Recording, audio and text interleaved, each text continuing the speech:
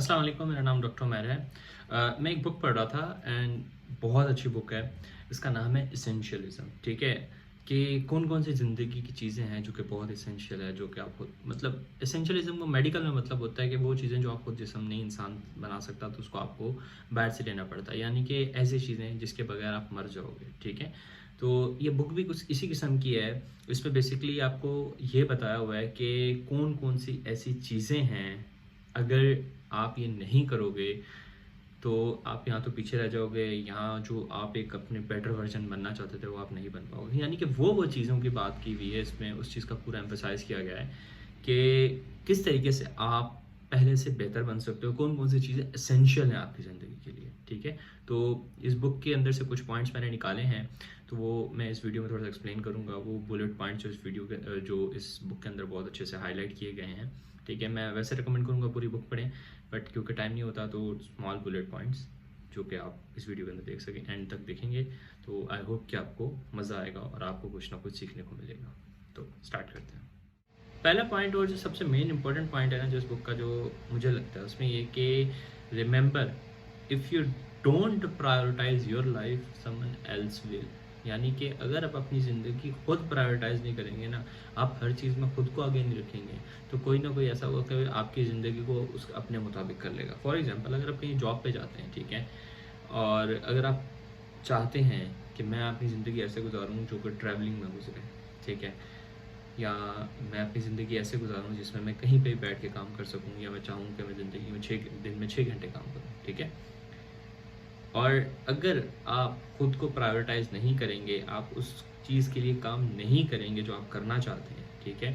तो कोई और जो है ना, आपकी ज़िंदगी को इस तरह से इंगल्फ कर लेगा, इस तरह से जकड़ लेगा कि वो आपकी ज़िंदगी को अपने मुताबिक कर लेगा। फिर आप वही 9 टू 5 जॉब कर रहे होंगे, सब कुछ वही इस हिसाब से कर रहे होंगे, ठीक है? तो याद रखिएगा, अगर आप अपनी ज़िंदगी को तरजीह नहीं देंगे ना और अपनी ज़िंदगी को प्रायोरिटाइज़ नहीं करेंगे, तो कोई और आपकी ज़िंदगी को काबू में कर लेगा। इस बुक का सबसे मेजर पॉइंट जो है ना, वो अगर मरकज़ी ख़्याल कहूँ तो वही है। एसेंशियलिज़्म ये नहीं है कि आप ज़्यादा से ज़्यादा काम करो, या ज़्यादा से ज़्यादा चीज़ें ख़त्म करो, या ज़्यादा से ज़्यादा काम कर पाओ।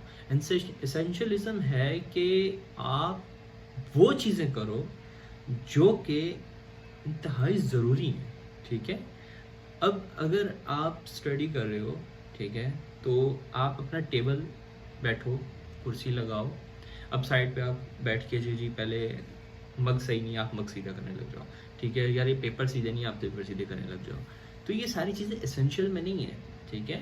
आप बैठो, जो चीज़ करने बैठे हो just get the work done, ठीक है? आप किताब पढ़ने बैठे हो, जस्ट किताब पढ़ो, आस-पास की चीज़ों को फोकस हटा दो जो चीज़ें बहुत एसेंशियल है। फॉर एग्ज़ाम्पल, अगर आपको कमरे की लाइट ऑन करनी है, कमरे का बल्ब ख़राब हुआ है, आप करो ठीक, क्योंकि वो चीज़ें एसेंशियल हैं, आपकी पढ़ाई को हिंडर करेंगी। वरना आप अगर बैठो, बोले नहीं यार मुझे जो है ना दीवार का कलर पसंद नहीं आ रहा, या मेरी कुर्सी इस कलर इस तरह में टर्न होनी चाहिए, या मेरे सामने जो है ये चीज़ होनी चाहिए, मेरी किताबें का जो रैक है वो इस तरफ आना चाहिए, ये चीज़ें इस तरफ आनी चाहिए, ये ऐसे होना चाहिए, ये सारी चीज़ें नॉन एसेंशियल है, ठीक है?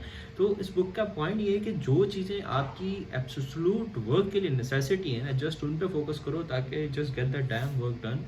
नॉन एसेंशियल चीज़ों पे फोकस ना करो ताकि ज़्यादा से ज़्यादा आप प्रोग्रेस कर सको। कभी भी ना अपनी गलती तस्लीम करने में शर्म महसूस मत करो, और कभी भी जो है ना इससे भागो मत।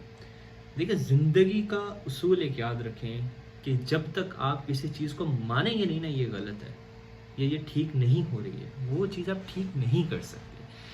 अगर आप मिसाल के तौर पे बाइक चला रहे हैं, उसकी लाइट ख़राब है, जब तक आप यही तस्लीम नहीं करेंगे कि इसकी लाइट ख़राब है, तो आप उसको सही करवाने कैसे जाएँगे? सबसे सिंपलेस्ट एग्जांपल इसकी ये है, ठीक है? तो एसेंशियलिज्म भी जो बुक है, इसमें भी इसका जो खुलासा है ना वो यही है कि अगर आप अपनी गलती तस्लीम कर रहे हो तो इसमें शर्म महसूस नहीं करो। प्लस ये इस चीज़ की निशानदेही है कि आप पहले से ज़्यादा वाइज़ हो गए हो, पहले से ज़्यादा समझदार हो गए हो, पहले से कुछ सीखा है आपने, ठीक है? तो it is a not a shame, ठीक है? इट इज़ अ थिंग जो कि आपको शो करती है कि आप मोर वाइज़ हो, ठीक है? अगर it isn't a clear yes, ठीक है? अगर if it isn't a clear yes then it's a no. Simple बात बताऊँ या सादा सा बताऊँ, अगर कोई इंसान पूरी तरह हाँ नहीं कह रहा, आपने अगर किसी से कोई फ़ेवर माँगी, उसने कहा मैं देखूँगा, ठीक है? तो ये देखूँगा इज़ एक्चुअली ना, ठीक है? ये बुक कहती है कि जब तक कोई शख्स आपको 100% येस नहीं करता, वो कभी भी येस नहीं होता, जब तक आपका अगला बंदा 100% एग्री ना कर दे, ठीक है? अगर बंदा बोले यार मैं देखूँगा, मैं अपना स्केड्यूल चेक करूँगा, मैं ये करूँगा, मैं वो करूँगा, then it is simply a no. हमेशा उस चीज़ को नो कंसीडर करो, ठीक है? और येस हमेशा तभी कंसीडर करो जब अगला बंदा 100% येस कहे, ठीक है? You can do anything but can't everything. ये बात अपने अंदर ही एक अलग दुनिया है। देखो, इंसान को एक गॉड ने लिमिटेड टाइम दिया है, ठीक है? इवन एज अ मुस्लिम हम कुरान में अल्लाह ताला फरमाता है कि हमने किसी को भी वक्त ज़ाया नहीं दिया, ज़्यादा नहीं दिया। अगर किसी को ज़्यादा उम्र देते हैं तो उसे बुढ़ापा दे देते हैं, उसे जो है वो कमज़ोरी दे देते हैं, ठीक है? मफ़हूम बता रहा हूँ आयत का। तो ज़िंदगी में एक चीज़ याद रखो कि टाइम सबके लिए लिमिटेड है, टाइम सबके लिए एक ही है, ठीक है? तो ये मत समझना कि मैं सब कर सकता हूँ, ठीक है? ये बात गलत नहीं है कि आप कुछ भी कर सकते हो। आप बोलो मैंने पायलट बनना है, आप पायलट बन सकते हो। आप बोलो मैंने डॉक्टर बनना है, आप डॉक्टर बन सकते हो। आप बोलो मैंने इवन रेल का ड्राइवर बनना है, आप बन सकते हो, ठीक है?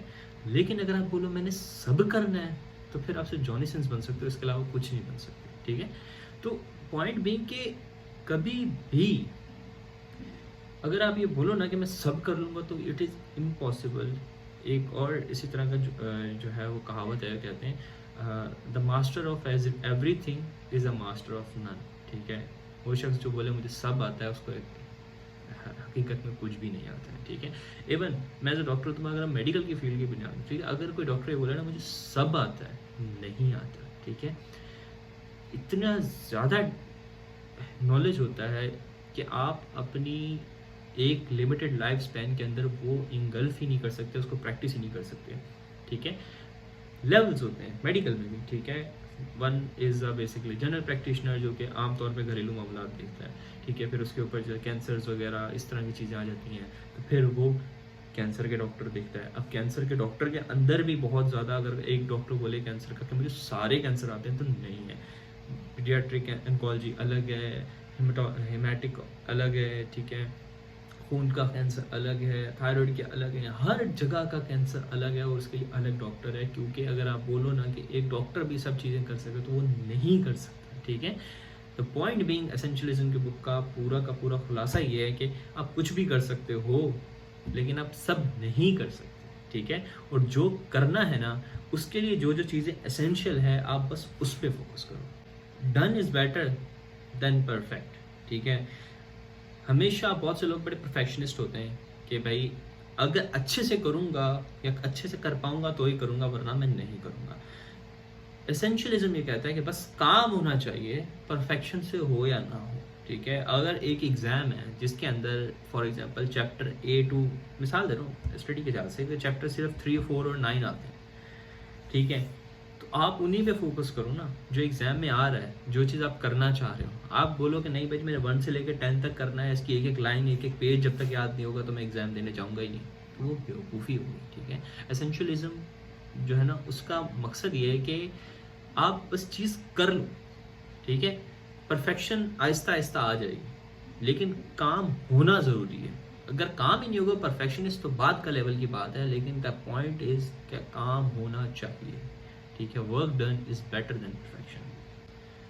ऑलवेज सेट योर बाउंड्रीज, ठीक है? अपनी बाउंड्रीज को मैं ऐसे समझाता हूँ आपको कि अपने उसूल बनाओ। मिसाल है कि मैं 10 के बाद ये चीज़ नहीं करूँगा, मैं रात को 10 बजे के बाद नींद पूरी करूँगा, या मैं रात को 10 के बाद फैमिली को टाइम दूंगा, मैं कुछ भी हो जाए वो नहीं करूँगा, ठीक है? तो एसेंशियलिज्म में कहते हैं कि अपनी बाउंड्रीज, अपने रूल्स बनाओ जो आप फॉलो करो, ठीक है?